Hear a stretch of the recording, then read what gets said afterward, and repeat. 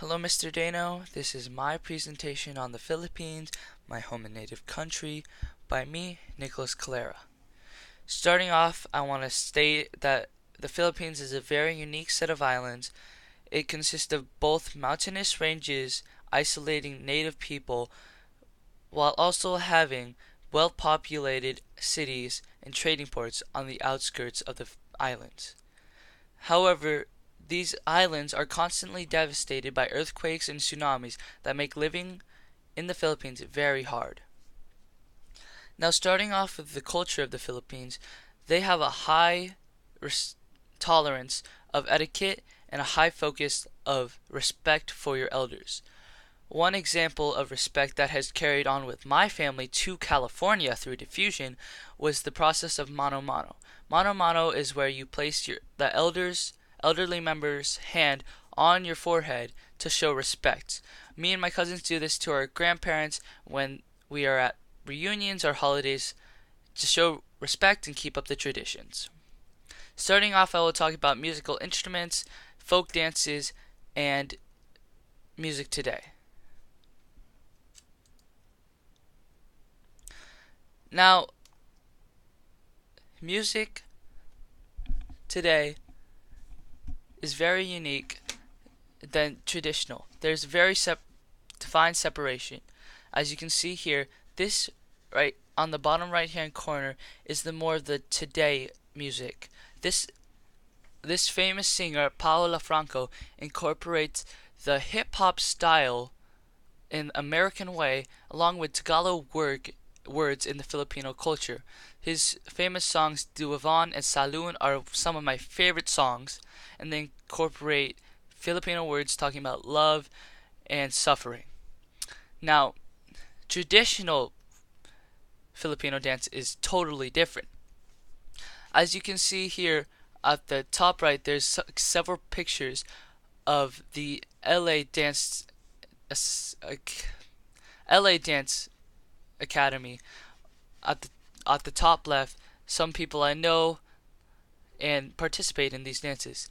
Right here in the middle is the Saya dance, which is mainly women using fans, hats, and many ribbons, using flashy waves to intrigue people to watch the show. Now, some of my favorite dances is this one at the bottom. This one is called the Luzon, and it's it's a very fun dance, including moving these sticks at the bottom while the people try and not step on them. It's a fun game to play with your cousins, but it's a dance and it's traditional while also being fun to everybody. Now, instruments are also needed in many of these folk dances, like this one right here. This is the Filipino national team performing at the World Dance Competition, and in the back you can see many of these instruments. This one being the dagan, which is a stone or wood drum that has a covering, and you hit it with two sticks and it creates a rhythm to dance to. Also, there is the kabing, which also is wooden sticks, usually held by the dancers to create a rhythm. And then finally, we have the kutapay, which is a stringed instrument. It's pretty much like a guitar, and it's very unique too. And finally, my favorite, which is the nose flute. It's very funny to use, and but it still has the traditional sound of a good flute. But it's really funny to look at. Now, moving on, I will talk about now food, which is obviously everybody's favorite thing to talk about, and clothing of the Philippines. Now, talking about food, this is my favorite. Lumpia is a traditional dish that has been brought to California and we eat all the time. It's fried and it contains either meat or vegetables. It's delicious and it's usually served with sweet and sour sauce. Now, second favorite of mine is lechon. Lechon is delicious. It's a massive pig. It's usually used for big gatherings or reunions to serve many people, but the ears are obviously the best part. They're so crispy and delicious. Next, we have sisig. Sisig is pork meat, but also combined with pork blood. It is a very tasteful dish, but it doesn't make my stomach feel well because I'm not a big fan of pig's blood. Now, finally, my favorite, the dessert. This is a halo halo. It consists of ube ice cream, crushed ice, and fruit. It's delicious, and I wish I could have it every day. Now let's talk about Filipino wear. This is a barong. I have several barongs in my closet. It's a see-through shirt with golden decals, and they're mainly worn during folk dances or ceremonies, and worn by usually men. Also, there's this headdress, mainly worn by elders during folk dances. They show that you're high in class and that people respect you, and you have lots of knowledge and you're wise. So you won't see many younger kids wearing this. Now on the right you can see that young kids also participate. My cousin, who is only 5, participates in many Filipino dances in LA. Now they wear grass skirts or anything that goes, but mainly it's grass skirts that the kids wear and headdresses that are not too fancy and usually leis, such as in Hawaii, which is kind of similar. Now we'll move on to women's rights and how it is different from other places like America or Europe. Now, the Filipino culture is surprisingly actually respectful for women. Women have good opportunities and more respect in voting and politically rather than other places in Asia or maybe past America.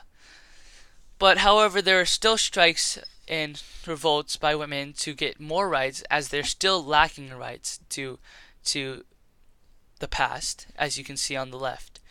But many women move with their families to America to pursue new jobs and dreams and better opportunities, as this woman right here, Honoria Acosta.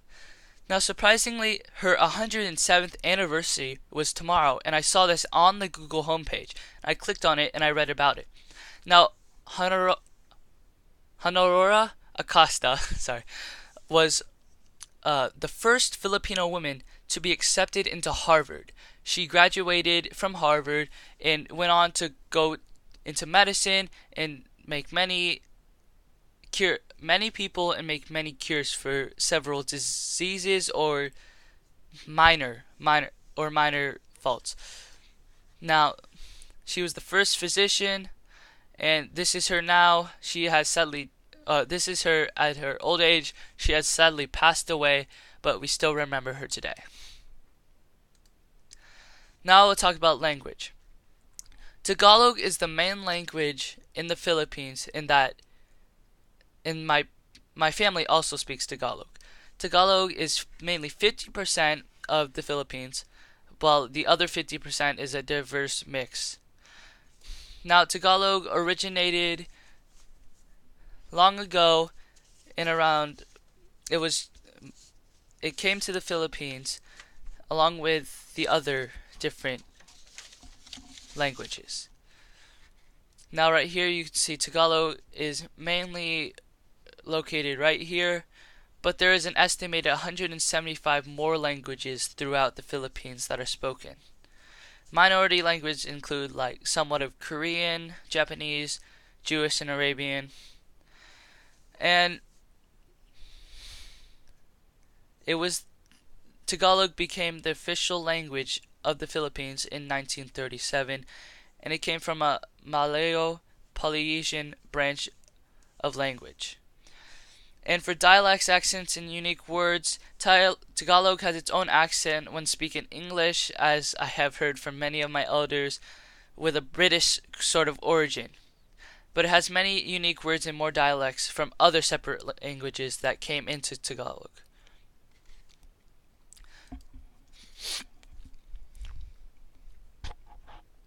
Now I will talk about religion. Mainly, it's composed of Roman Catholic and Christian. These were the major religions, and studying God is very highly valued, along with Jesus Christ, which brings holidays such as Christmas. Now, however, there's also a small group of Muslim followers in the Philippines, which has led to conflict between Roman Catholics and Muslim radicalists, which have conducted many terrorist attacks in the Philippines against Roman Catholic people. That's been the major conflict in there. Not other many religions such as Buddhists have had any conflicts with anybody else, but Christianity and Roman Catholic, being the monotheistic religion following the Holy Book in the Bible, has taken over the Philippines. And together with my family, we are Roman Catholic. Moving to California with diffusion came with us. Now I'll talk about ethnicity.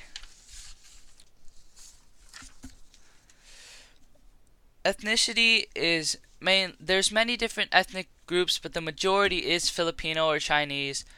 It is multicultural and in many cities, but everybody participates in the holidays and everybody celebrates events such as parades, as seen right here, and many dress-ups and folk dress-ups and traditional dress-ups.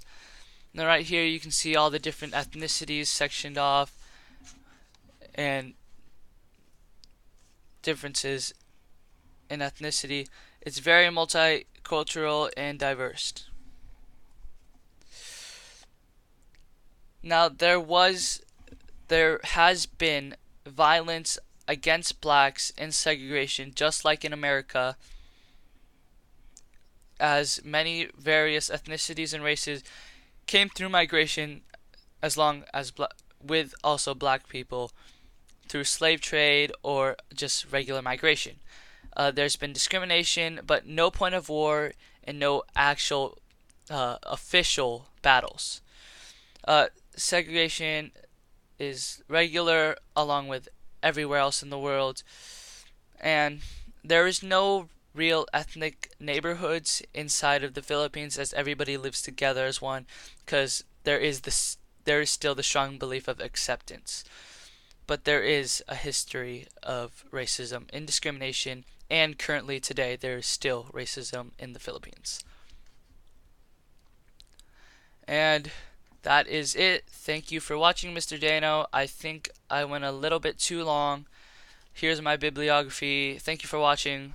This took too many tries. Alright, thank you.